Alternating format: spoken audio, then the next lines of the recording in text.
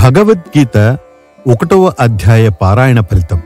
పాప విముక్తి, పూర్వజన్మ సంస్కృతి. పూర్వం సుశర్మ అనే ఒక బ్రాహ్మణుడు ఉండేవాడు. అతను చెడు అలవాట్ల వలన భ్రష్టుడై చివరికి పాముకాటుతో మరణించాడు. తన పాప ఫలితంగా ఘోరమైన యమయాతనలను అనుభవించి తరువాత జన్మలో ఎద్దుగా పుట్టాడు.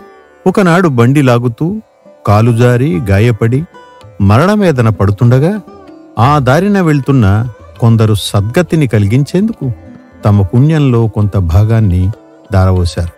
అక్కడే ఉన్న ఒక వేశ్య జాలిపడి, నేను ఎలాంటి పుణ్యకర్మలు చేయలేదు, నా దగ్గర పుణ్యం ఉంటే ఈ ఎద్దుకు ఇచ్చి ఉండేదాన్ని అని మనసారా సంకల్పించగానే ఆమె పుణ్యం ఎద్దుకు సంక్రమించింది. తద్వారా ఎద్దు మరణవేదన నుండి విముక్తి పొందింది.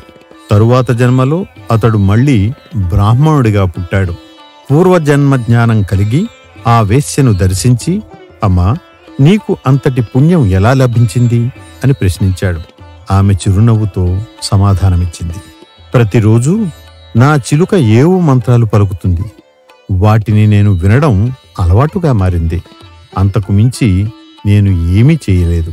అతను ఆసక్తిగా ఆ చిలుకను అడిగాడు. అప్పుడు చిలుక ఇలా చెప్పింది, పూర్వజన్మలో నేను ఒక గొప్ప విద్వాంస బ్రాహ్మణుణ్ణి. నా పాండిత్య గర్వంతో నా గురువులను దూషించాను. అందువల్ల మరణానంతరం చిలుకగా జన్మించాను. అరణ్యంలో బాధపడుతున్న నన్ను ఒక ముని పుంగవుడు దయతో తన ఆశ్రమానికి తీసుకెళ్లాడు.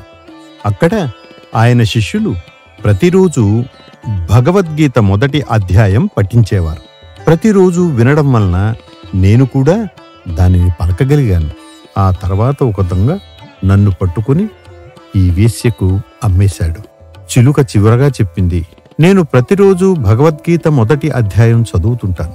దానిని ఆమె ప్రతిరోజు నా దగ్గర వింటుంది.